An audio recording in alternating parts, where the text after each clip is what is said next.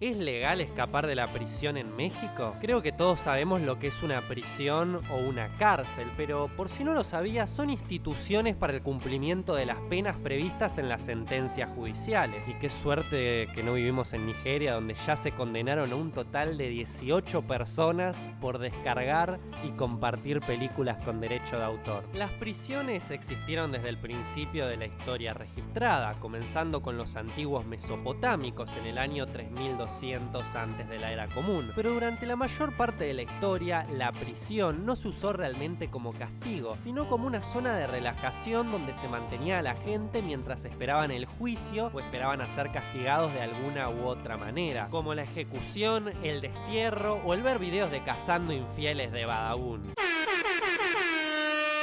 Por ejemplo, en Brasil, como las cárceles exceden tanto la capacidad máxima, los reclusos pueden reducir su sentencia en 4 días por cada libro que leen y escriben un informe, pero solo pueden reducir hasta 48 días por año, leyendo un máximo de 12 libros. A ver, no importa dónde vayas a la cárcel, la idea principal es la misma, no tenés que irte, pero dependiendo de dónde te encuentres, las consecuencias de tu partida son muy diferentes. Acá en mi país Argentina, si te escapás de la cárcel, vas a agravar tu condena entre 1 a 4 años, siendo 4 la cantidad de tiempo que se te va a dar si usás violencia. En Estados Unidos, si te escapás, podrías enfrentar hasta 10 años más de condena. Pero en México, sin importar cuántos tacos me robé, escapar de la cárcel es totalmente legal. Bueno, les voy a contar una historia sacada del libro La huida en helicóptero de Joel David Kaplan.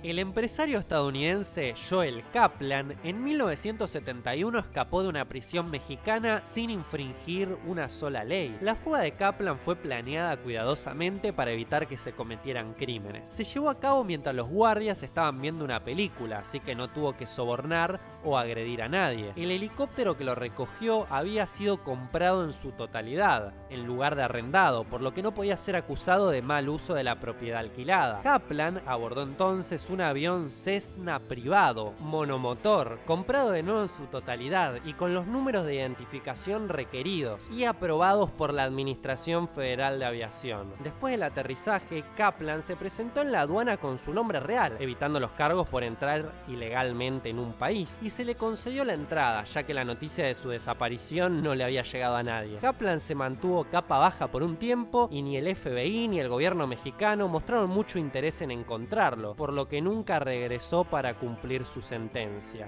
¿Cómo es esto posible? Bueno, esto lo resumió en su día un juez de la Corte Suprema de México, diciendo así: el deseo básico de libertad está implícito en el interior de todo hombre, así que tratar de escapar nunca puede ser considerado un crimen. Entonces, ¿sí es legal escaparte de la prisión en México?